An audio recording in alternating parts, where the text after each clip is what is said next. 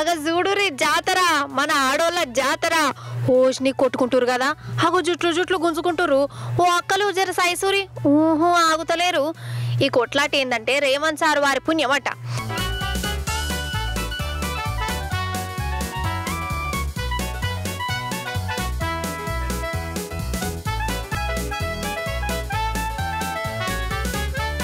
అయితే కాంగ్రెస్ అధికారంలోకి వస్తే రేవంత్ సారు మహాలక్ష్మి స్కీమ్ కింద ఆడోళ్లకు 2,500 ఇస్తా అన్నాడు కదా.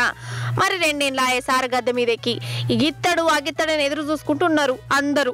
అయితే ఇక సారు 2,500 ఇస్తాడని ఎవరో నిజామాబాద్లో పుకార్లు లేపిరట. పోస్ట్ ఆఫీస్లో ఖాతా ఉంటేనే ఇస్తారని చెప్పిరట. ఖతమిగా నిజామాబాద్ పోస్ట్ ఆఫీస్ కాడికి మన ఆడోళ్ళు ఆధార్ కార్డులు పట్టుకొని వచ్చి పోస్ట్ ఆఫీస్ ముంగట లైన్లు కట్టిరు.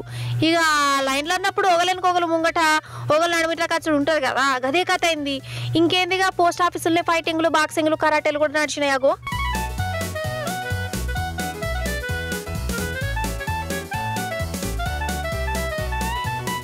ఈడనే కాదు మొన్న పరిగిలో కూడా సేమ్ టు సేమ్ సీనుల గిట్లనే రేవంత్ అన్న 2,500 ఎత్తాండని ఎవరో చెప్తే మరి ఆడోళ్ళు అప్పుడు కూడా పోస్ట్ ఆఫీస్ కాడకొచ్చి లైన్లు కట్టిరు. అటేనక అదంతా ఉద్దరం ఆటనే ఉత్తముచ్చటనే ఎరకయ్యే వరకల్లా రేవంత్ సార్ను వాళ్ళ స్టైల్ శాపాలు పెట్టుకుంటూ పోయిరు. ఇక ఇప్పుడు ఇది మన ఆడపడుచులకు ఆగస్టు నెల ఏప్రిల్ ఫుల్ చేసినట్టేనా కాదా. అధికారంలోకి వచ్చి 2 ఏళ్ళు అవుతుంది. మరి చెప్పిన స్కీములు అమలు చేయాలన్నద్దా?